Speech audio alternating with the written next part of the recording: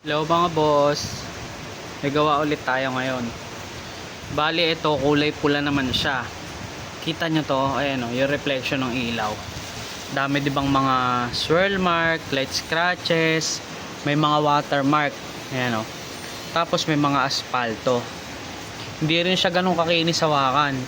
Bali ang gagawin natin dito is ceramic natin. Bali ang ginagawa natin muna ngayon, paint correction. Tatanggalin natin itong mga to. Bali ito yung before.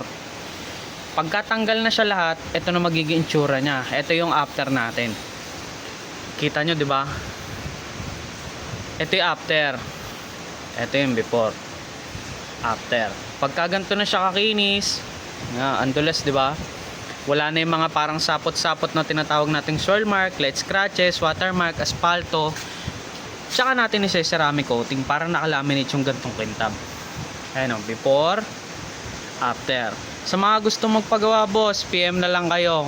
May Kawayan lang location ko boss, pwede natin i-sked dyan. Palike na lang din po ng page. Peace.